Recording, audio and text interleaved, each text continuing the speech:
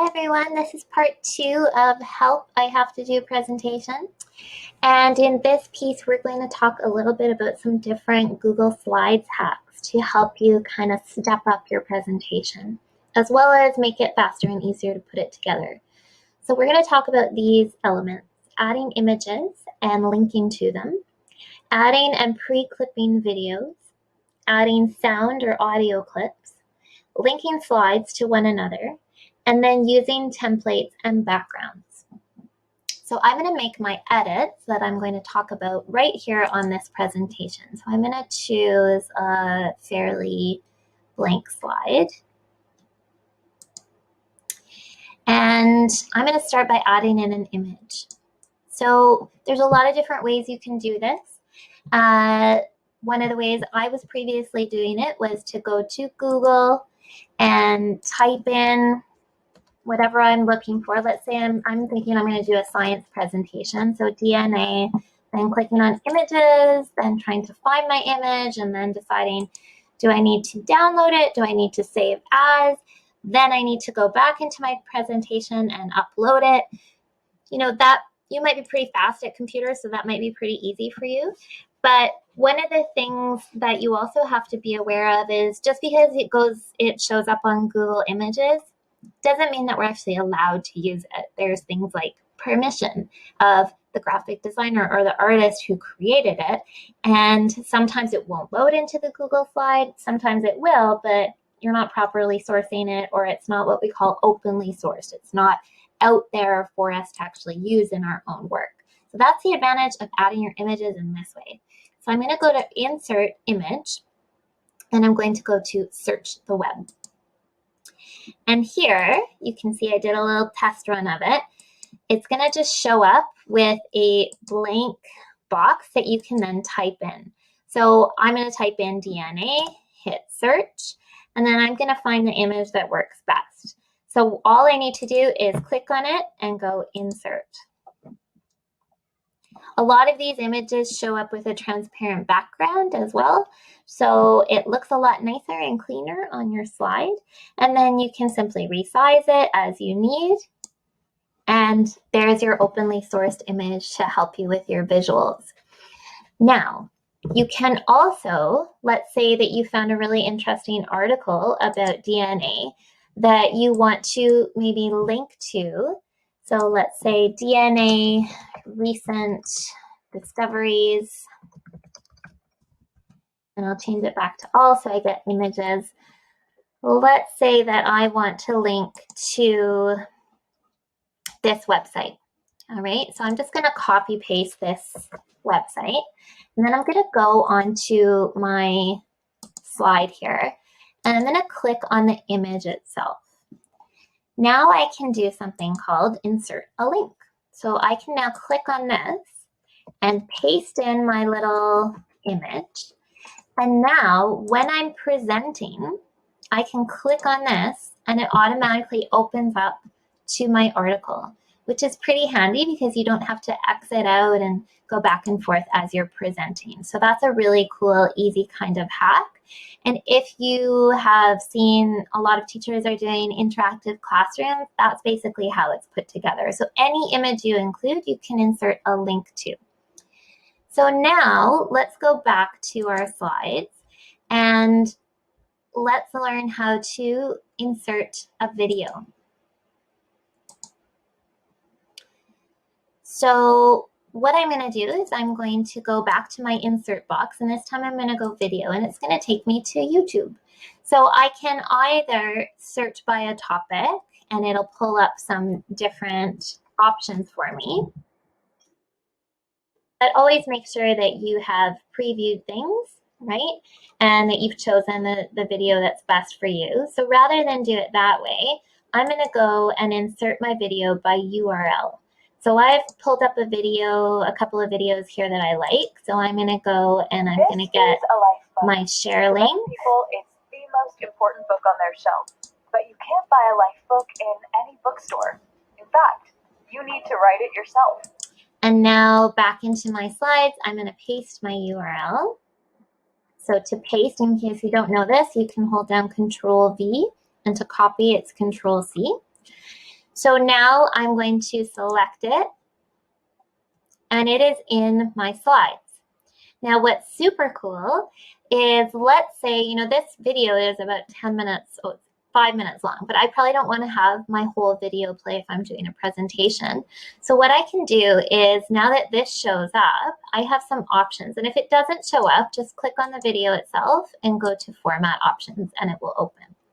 So now, for example, I can have it open automatically, or I can have it open when I click it, or only when I press play. So let's say I want it to start playing as soon as I advance my slide. But let's say I only want 30 seconds of it, and I want maybe a chunk from the middle. So I'm going to go from 45 seconds in up to maybe 1 minute and 15. And now, when I'm in present mode, Sebastian, I took out my you can phone see so I that can it record plays and post to automatically, Twitter. and it's After playing launching the only event, from I where bought I my clicked it. So that's a really handy tool so that your presentation goes really smoothly. You can also, let's say you want to have something like an image playing, but you want a different sound. So you can actually include multiple videos at once. So let's say that I hosted a little game for my classmates, and I want to show who the winner is at the end of, say, my little Kahoot challenge. So let's say I want to do something like fireworks as my visual. So I'm just going to search for that and select that. But I want to, instead of having the sound of fireworks, I want to have the sound of somebody clapping.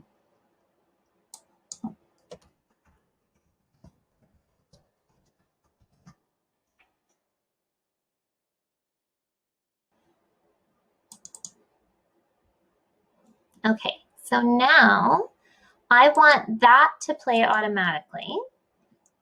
I want, when this shows up, I want to get it to, say, the middle part so that I can actually maybe see the fireworks. I want that to also play automatically, but I don't want the sound of the fireworks. I only want the sound of clapping. And I'm going to put it at play at current time. And what I can also do, if I don't want, because if I want my visual to be the focus, I can make this one super, super small and even put it kind of off to the corner so that you barely see it. And then I can make this really big and make it the focus. And now, when I go back to present mode,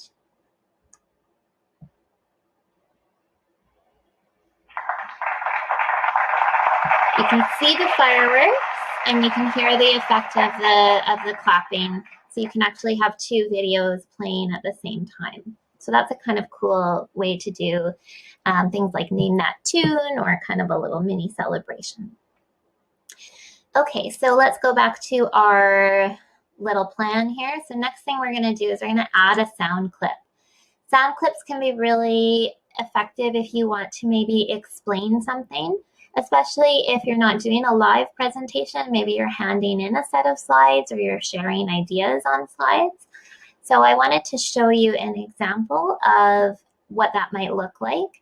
This is a sample from one of my classes where students had to do a presentation on a character, and they had to slide on David Rose from Schitt's Creek. So they had to make a slide with images that linked to different videos or different articles about the character, and it had to represent the things that were important to them. And then they also had to add an audio clip in explaining it to me. So that's where the audio clip is, and I had it set up to automatically play as the slide went to present. So here's how to do an audio clip. You do have to actually make the recording outside of Google Slides. There's a lot of free online voice recording tools out there. This is the one that I really like. It's called Online Voice Recorder. So onlinevoicerecorder.com. So you simply click the button to start recording and then stop it when you're done. Listen to the article and take notes. then share your opinions with me afterwards. So now I can even edit my clip if I had, I was waiting a little bit, or maybe I was clearing my throat at the beginning, so I can actually edit and cut it, and then I can save it, and then it automatically downloads for me. Then what I need to do is I need to go into my Google Slides or my Google Drive, and I need to actually upload it. So rather than taking the time to do that, I'm just going to load in a audio clip that I already have. So let's go back to my slides here. And now I'm going to insert an audio clip. So I'm going back to this handy little insert menu, and I'm going to go to audio. And it pulls up all the different audio clips that I have from my drive. Okay, so for example, this is the one that I did as a sample for my students on Schitt's Creek. I simply add that in, and now you can see this comes up with options as well. I can have it play on click, I can have it play automatically, I can have it loop. I can change the way that it looks. I can make it super small, I can make it super big.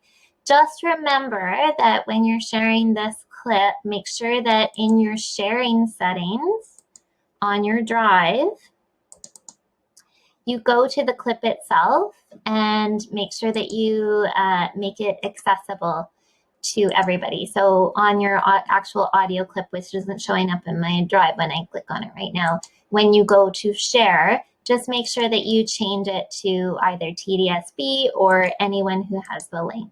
And then that'll make sure that they can open it. Otherwise, it might not play.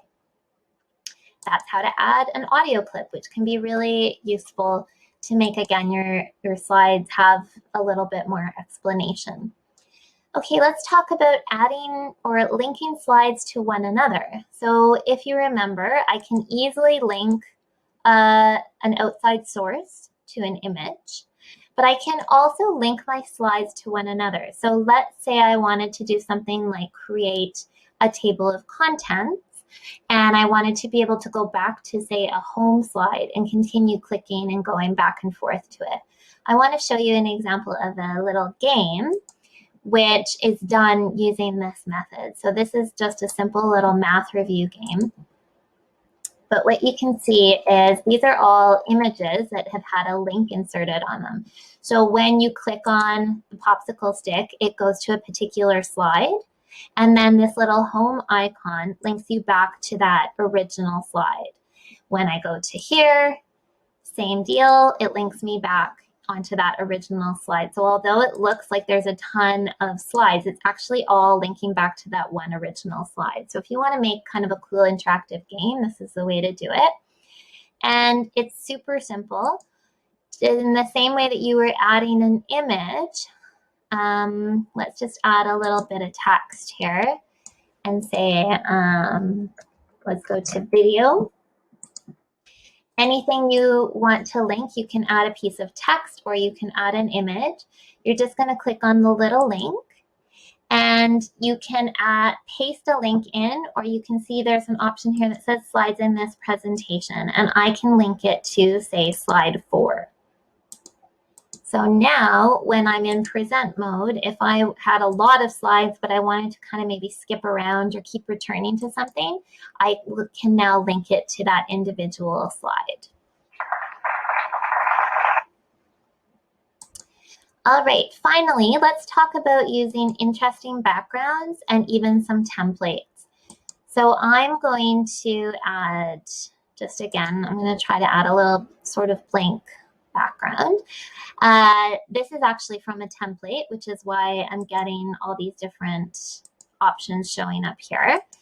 But I can change this background. So if I go into background, I can do things like change the color and just make it a really, make it kind of stand out. But I can also choose an image. And so I can upload an image that I want to put on there or type in a URL, but I can also go to Google Image Search, which is basically exactly what had happened on the side here. The distinction is it's going to format the image so that it shows up as an entire background. So again, let's say I wanted to choose another subject. Let's say I want to do something for like an HPE presentation.